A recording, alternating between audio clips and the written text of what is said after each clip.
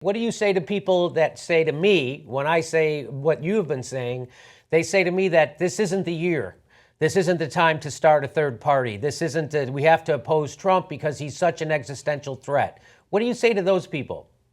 Well, first of all, it is absolutely critical to acknowledge that Trump is a threat. And as a matter of fact, for those of us, and I know all progressives are afraid of Trump and what he represents, I would actually say that it is not just Trump and his personal agenda that we have to fear. What we have to fear is a possible echo, a larger echo for a deeper right-wing agenda. I mean, you saw the Tea Party making gains in 2014 in the midterm elections.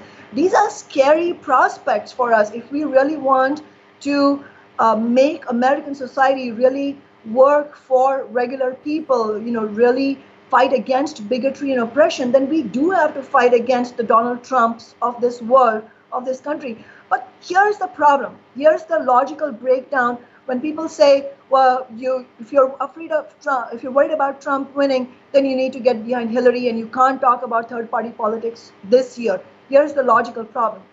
The reason Trump is getting any echo, the reason the Tea Party won major gains in 2014, the reason this is happening is not because America is moving rightward. America is actually moving leftward. Look at poll after poll. Look at the fact that a socialist, an open socialist, got a massive echo in the heartland of America. This is what America is calling out for, a real left-wing agenda. And yet, contradictorily, seemingly contradictory, what you see is that Trump is also gaining. And what that proves is that as long as we remain tied to the Democratic Party and never challenge them and say that because we're afraid of the right wing, we're going to support the Democrats, what happens is that there is more of an echo to the right wing. So if this year we don't talk about third-party politics, and I don't mean Gary Johnson, I mean Jill Stein, I mean a real effort to begin building an independent, non-corporate party for working people, unless we do that this year,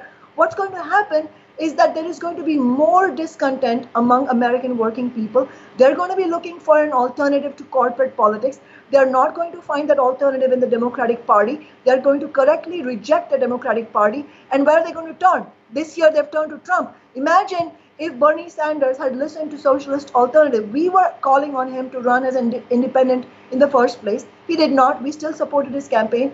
Then when the Democratic establishment did everything in their power to stymie his campaign and successfully got him out of the race, we said, okay, Bernie, you should run as an independent now in the general election. Imagine if he had been at that debate podium. I can guarantee you that many people who are supporting Trump would have turned to Sanders because that is what they're really looking for. And in the absence of that left-wing alternative, they're going to be lost. They're probably going to not vote at all, or they're going to vote for Trump.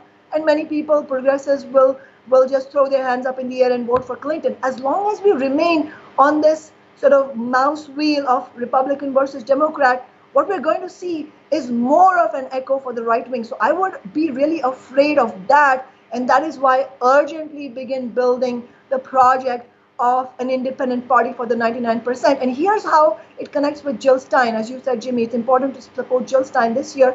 Here's the reason why.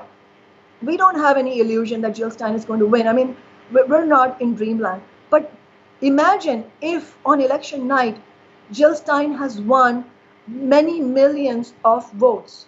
What it will do, and this is why it's important to fight for every vote for Jill Stein, what it will do is it will really have a whole generation, especially if young people sit up and take notice that, oh, maybe it is possible to build an independent party of our own. Wall Street has two parties. We need one of our own.